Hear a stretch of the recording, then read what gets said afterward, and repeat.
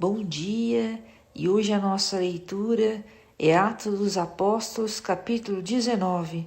Em nome do Pai, do Filho e do Espírito Santo. Amém.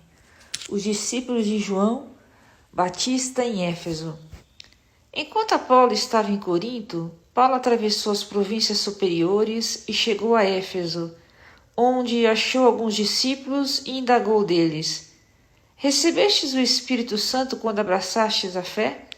Responderam-lhe: Não, nem sequer ouvimos dizer que há um Espírito Santo. Então, em que batismo fostes batizados? Perguntou Paulo. Disseram: No batismo de João. Paulo então replicou: João só dava um batismo de penitência, dizendo ao povo que cresce naquele que havia de vir depois dele, isto é, em Jesus. Ouvindo isso, foram batizados em nome do Senhor Jesus. E quando Paulo lhes impôs as mãos, o Espírito Santo desceu sobre eles, e falavam em línguas estranhas e profetizavam. Eram ao todo uns 12 homens. Paulo entrou na sinagoga e falou com desassombro por 3 meses, disputando e persuadindo-os acerca do reino de Deus. Mas, como alguns se endurecessem e não crescem, desacreditando a sua doutrina diante da multidão, apartou-se deles e reuniu à parte os discípulos, onde os ensinava diariamente na escola de um certo tirano.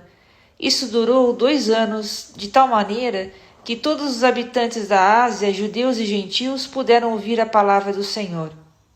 Os exorcistas judeus.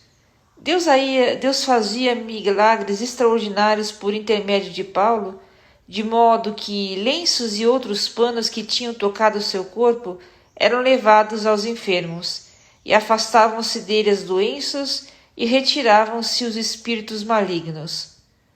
Alguns judeus exorcistas que percorriam vários lugares inventaram invocar o nome do Senhor Jesus sobre os que se achavam possessos dos espíritos malignos com as palavras: Esconjuro-vos por Jesus a quem Paulo prega. Assim procediam 7 filhos de um judeu chamado Cefas, sumo sacerdote. Mas o espírito maligno replicou-lhes: Conheço Jesus e sei quem é Paulo, mas vós, quem sois?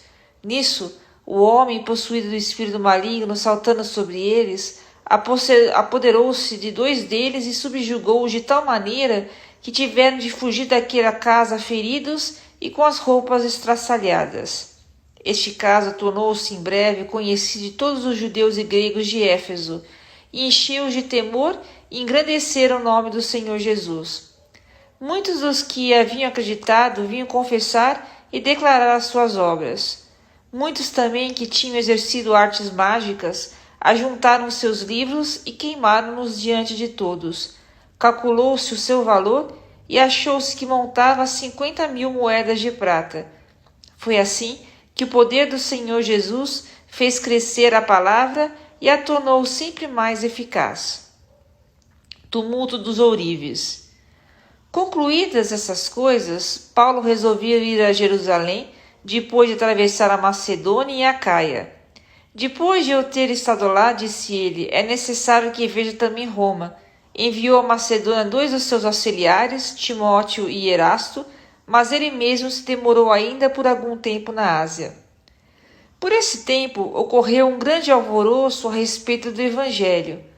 Um ourive chamado Demétrio, que fazia parte da pátria Templozinho de Artemis, dava muito a ganhar aos seus artífices. Convocou-o juntamente com os demais operários do mesmo ramo e disse: Conheceis o lucro que nos resulta dessa indústria. Ora, estáis vendo e ouvindo que não só em Éfeso, mas quase em toda a Ásia, este Paulo tem persuadido e desencaminhado muita gente, dizendo que não são deuses os ídolos que são feitos por mãos de homens. Daí, não somente há perigo de que essa nossa corporação caia em descrédito, como também que o templo da grande Artemis, que seja considerado e até mesmo seja despojada de sua majestade, aquela que toda a Ásia e o mundo inteiro adoram. Essas palavras encheram-se de ira e puseram-se a gritar: Viva Ártemis dos Efésios! A cidade alvoroçou-se e todos correram ao teatro, levando consigo Caio e Aristarco, macedônios e companheiros de Paulo. Paulo queria apresentar-se ao povo, mas os discípulos não o deixaram. Até alguns dos asiarcas, que eram seus amigos, enviaram-lhe recado, pedindo que não se aventurasse a ir ao teatro. Todos gritavam ao mesmo tempo. A assembleia era uma confusão e a maioria nem sabia por que se achavam ali reunidos. Então, fizeram sair do meio da turba Alexandre, que os judeus empurravam para a frente. Alexandre, fazendo sinal com a mão, queria dar satisfação ao povo. Mas quando perceberam que ele era judeu, todos a uma voz gritavam pelo espaço de quase 2 horas: Viva Ártemis dos Efésios! Então, o escrivão da cidade veio para apaziguar a multidão e disse: Efésios, que homem há que não saiba que a cidade de Éfeso cultua a grande Ártemis e que a sua estátua caiu dos céus?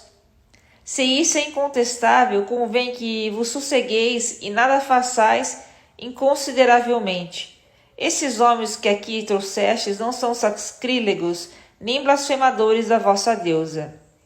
Mas se Demétrio e os outros artífices têm alguma queixa contra alguém, os tribunais estão abertos e aí estão os magistrados. Institua-se um processo contra eles. Se tendes reclamação a fazer, a Assembleia Legal decidirá. Do que se deu hoje, até corremos risco de sermos acusados de rebelião, porque não há motivo algum que nos permita justificar este concurso. A essas palavras, dissolveu-se a aglomeração. E aqui termina a leitura de hoje. Deus abençoe.